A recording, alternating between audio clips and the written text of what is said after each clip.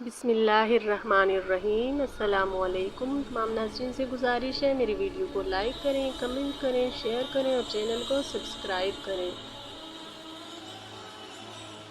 ابو العاص کا قبول اسلام۔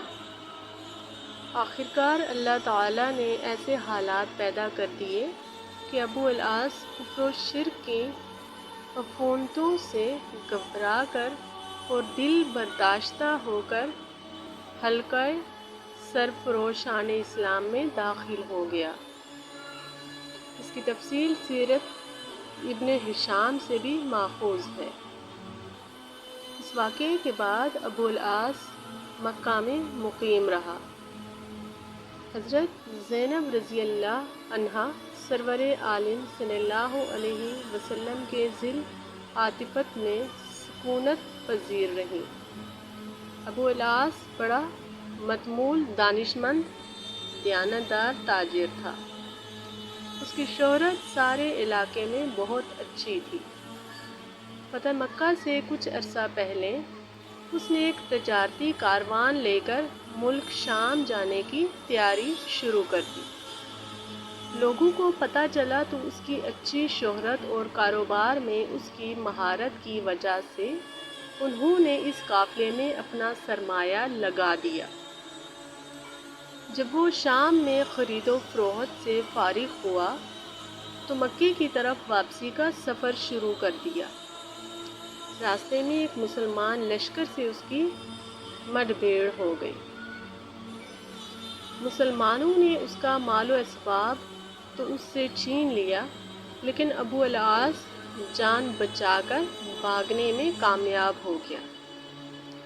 جب لشکر اسلام اس کا سارا مال و متاع لے کر مدینہ طیبہ پہنچا تو رات کی تاریکی میں وہ بھی وہاں آ گیا اور حضرت زینب سے پناہ کا خواستگار ہوا۔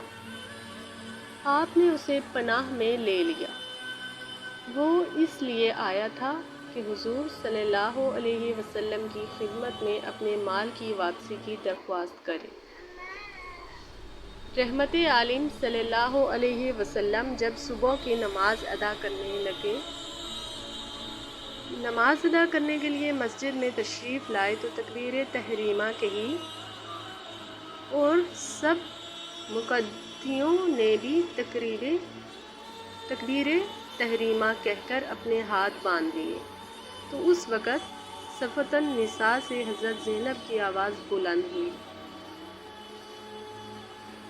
ترجمہ: اے لوگو، سن لو، میں نے ابو العاص کو پناہ دے دی ہے۔ حضور صلی اللہ علیہ وسلم نے سلام پھیرا تو لوگوں سے پوچھا، کیا تم نے وہ آواز سنی جو میں نے سنی ہے؟ انہوں نے عرض کی، یہ آواز ہم نے بھی سنی ہے۔ حضور صلی اللہ علیہ وسلم نے فرمایا، اس ذات کی قسم جس کے دست قدرت میں میری جان ہے، مجھے اس واقعے کے بارے میں کوئی علم نہیں۔ میں نے بھی یہ بات اب سنی ہے جیسے تم نے سنی۔ فرمایا، ادنا ہم کے مسلمانوں سے ایک ادنا درجے کا آدمی بھی کسی کو مسلمانوں سے پناہ دے سکتا ہے۔ یعنی اگر میری بیٹی نے ابو العاص کو پناہ دی ہے تو اس پناہ کا احترام سب پر لازم ہے۔ نبی کریم صلی اللہ علیہ وسلم وہاں سے اٹھ کر اپنی صاحبزادی کے ہاں تشریف لے آئے اور حضرت زینب سے فرمایا، اے میری بچی، ابو العاص کی عزت و تکریم کرنا، لیکن خیال رہے وہ تمہارے نزدیک نہ آئے کیونکہ تم اس کے لیے حلال نہیں ہو۔ سرکار صلی اللہ علیہ وسلم نے اس سریا میں جو مجاہدین شریک تھے ان کو بلا بھیجا۔ جب وہ حاضر ہوئے تو انہیں فرمایا، ابو العاص کا ہمارے ساتھ جو رشتہ ہے اس کا تمہیں علم ہے، اس کے مال پر تم نے قبضہ کر لیا ہے۔ اگر تم احسان کرتے ہوئے اس کا مال اس کو لوٹا دو تو مجھے بڑی خوشی ہوگی۔ مجھے تمہارا یہ عمل بہت پسند ہوگا، اور اگر تم اس کے لیے آمادہ نہ ہو تو یہ مال فیئی ہے جو اللہ تعالیٰ نے تمہیں بطور غنیمت بخشا ہے، تم اس کے زیادہ حقدار ہو۔ اس سلسلے میں حضور علیہ السلام کو جو بات پسند تھی اس کا ذکر فرما دیا، لیکن ایسا کرنے پر انہیں مجبور نہیں کیا۔ انہیں صاف صاف بتا دیا کہ یہ اموال غنیمت ہیں جو اللہ تعالیٰ نے تمہیں بخشے ہیں، وہ تمہارے لیے حلال طیب ہیں۔ اگر تم انہیں خود لینا چاہو تو تم پر کوئی پابندی نہیں، لیکن جانساروں نے اپنا سب کچھ اپنے محبوب آقا کی رضا جوئی کے لیے قربان کر دیا تھا۔ ان کے نزدیک اموال غنیمت کی کیا حقیقت تھی؟ سب نے عرض کیا، یا رسول اللہ، ہم بسط مسرت یہ اموال ابو العاص کو لوٹانے کے لیے تیار ہیں۔ چنانچہ انہوں نے جو جو چیزیں ابو العاص کے قافلے سے چھینی تھی وہ لوٹا دیں۔ جس کے پاس جو جو چیز تھی وہ لا کر ڈیر کرتے رہے، حتیٰ کہ جس کے پاس پرانا ڈول تھا وہ لے آیا، جس کے پاس ڈول کی بوسیدہ رسی تھی وہ لے آیا، جس کے پاس ٹوٹا ہوا لوٹا تھا وہ بھی پیش کر دیا، جس کے پاس مشکیزہ کا منہ بند کرنے کا لکڑی کا ڈاڑ تھا وہ بھی لے کر حاضر خدمت ہو گیا۔ الغرض ابو العاص کی چھوٹی بڑی تمام چیزیں اس کو لوٹا دیں۔ ابو العاص ان تمام اموال کو لے کر مکہ واپس آیا اور ہر چیز گن گن کر ان کے مالکوں کے حوالے کر دی۔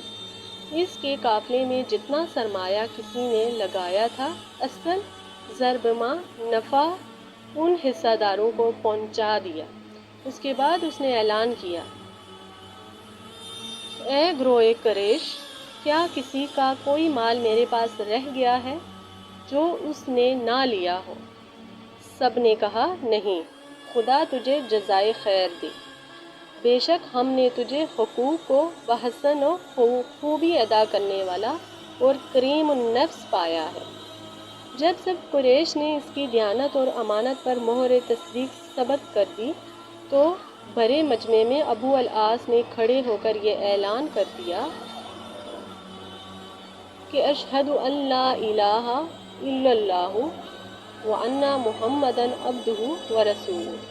سنو، اب میں گواہی دیتا ہوں کہ اللہ تعالیٰ کے سوا کوئی اور خدا نہیں اور محمد صلی اللہ علیہ وسلم اس کے بندے اور رسول ہیں۔ میں نے اب تک اپنے ایمان کا اعلان اس لیے نہیں کیا تھا کہ تم یہ گمان نہ کرو کہ میں نے تمہارا مال ہڑپ کرنے کے لیے یہ سوانگ رچایا ہے۔ اب جب کہ اللہ تعالیٰ نے مجھے اس ذمہ داری کو ادا کرنے سے سرخرو کیا ہے، اب میں اعلان کرتا ہوں کہ میں نے اسلام قبول کر لیا ہے۔ ابن ہشام ابو عبیدہ سے روایت کرتے ہیں کہ ابو العاص جب مشرکین کے اموال کے ساتھ یہاں پہنچا تو اسے کسی نے مشورہ دیا کہ اپنے اسلام کا اعلان کر دو، مشرکین کے سارے اموال تجھے مل جائیں گے۔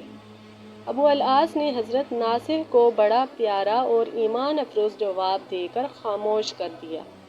آپ نے کہا، امانتی، اگر میں امانت میں خیانت کا ارتکاب کر کے اپنے اسلام کا آغاز کروں تو یہ آغاز بہت برا ہوگا۔